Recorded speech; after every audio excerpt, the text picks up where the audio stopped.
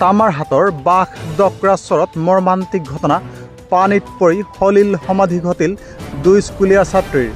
ধুবুৰী জিলাৰ তামাৰহাটৰ বাঘডক্ৰাচৰত সংঘটিত হৈছে এক মৰ্মান্তিক ঘটনা।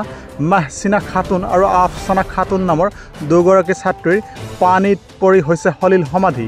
খবৰ অনুসৰি বাবলু শ্বেখৰ কন্যা মাহচিনা খাতুন 4ৰ্থ শ্ৰেণীৰ ছাত্ৰী, আনহাতে আব্দুল আলিমৰ কন্যা আফচানা খাতুন 2য় শ্ৰেণীৰ ছাত্ৰী।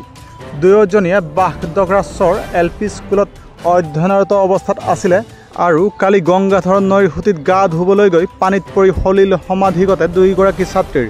পিছত স্থানীয় লোকে উদ্ধাৰ কৰে দুয়োৰে মৃতদেহ। পাছত ঘটনাস্থলীত তামাৰহাট আৰক্ষী উপস্থিত হৈ মৃতদেহ দুটা ধুবুৰীলৈ প্ৰেৰণ কৰে মৰণোত্তৰ পৰীক্ষাৰ বাবে।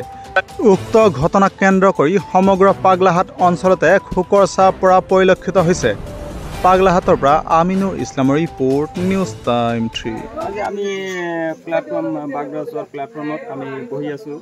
এইটো মানুহ একেলগতে বহি গল্প কৰি আছোঁ। ইয়াতে যে সৰু যে ছোৱালীটো আছিলে তাৰ বাবা সেইখিনি কৈছে যে আমাৰ ছোৱালীটো পোৱা নাই আৰু বেলেগৰ ছোৱালীটো পোৱা নাই, মানে এইটো আমাৰ ভস্তি হয় মৌচিনা খাতুন।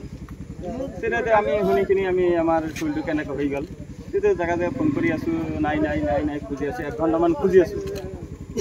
মানে ওই তাতে নদীৰ কিনাৰত আহিলোঁ, তাতে ছুটি আছে, নদীৰ ছুটি আছে। হ্যাঁ হ্যাঁ, তাতে আহিলোঁ, আহিকিনি তাতে অনেকমান মহিলা মানুহ দাঁড়িয়ে আছে, হ্যাঁ থিয় হৈ আছে।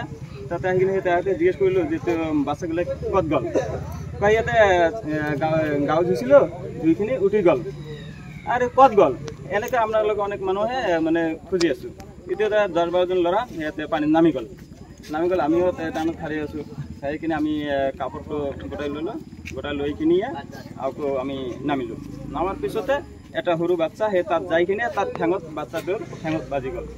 বাজি যোৱাৰ পিছতে সেই বাচ্চাটো চিলাই দিলে ইয়াতে আছে। পৰে আমি যাই কিনি আৰু আমাৰ লগত যে ল'ৰাবিলাক আছে সিহঁতে যাই কিনি বাছ 2টা বাচ্চা একলগতে উঠাই। কি নাম আছে এটা? কোনটো নাম্বাৰ? বাচ্চাটোৰ মৌচিনা আৰু আফচানা। হ্যাঁ, স্কুলৰ পৰা 12টাতে স্কুলে গৈছিল। 12টাতে স্কুল ছুটি দিছে। সিহঁতে তাতে স্কুলত ভাত চাত খাই কিনি আহিছিলে। আহি কিনি বাৰীত বই কিতাপ ৰাখি কিনি গা ধুবলৈ গৈছে। গা ধুবলৈ আহিছে।